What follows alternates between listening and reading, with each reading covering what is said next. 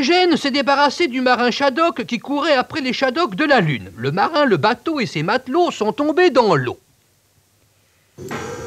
Que ceux qui craignent pour la vie du marin et de ses matelots se rassurent. Nos Shadoks maritimes ont été spécialement étudiés pour vivre en mer, y compris à l'intérieur des mers les plus humides. Ils trouvaient même cela très agréable et fêtaient leur nouvelle demeure de très joyeuse façon.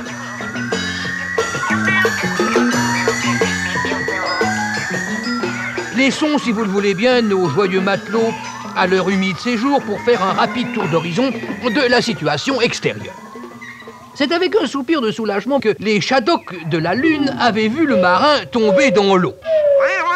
Enfin, ils allaient pouvoir partir tranquilles dans l'espace à la recherche d'une planète plus hospitalière.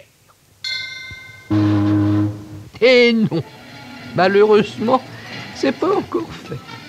Car, pour tout vous dire, la main-d'œuvre pompeuse Shadok n'était absolument pas qualifiée pour ça.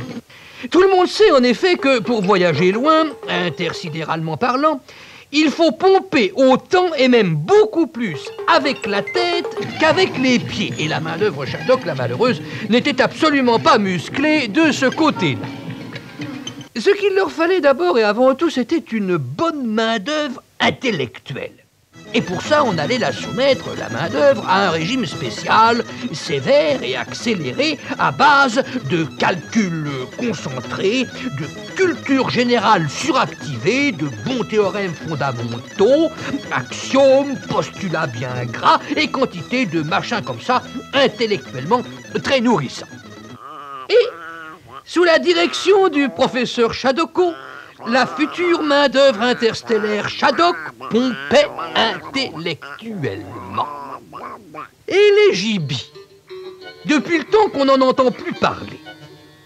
Eh bien, les gibis, ça n'allait pas très fort en réalité. Et si nous avons laissé passer tellement de temps justement sans vous en parler, c'est qu'il se passait chez eux des choses assez pénibles que nous aurions préféré vous cacher. Mais la vérité historique exige que nous fassions notre devoir et nous allons vous dire tout. Mais la prochaine fois. Hein ?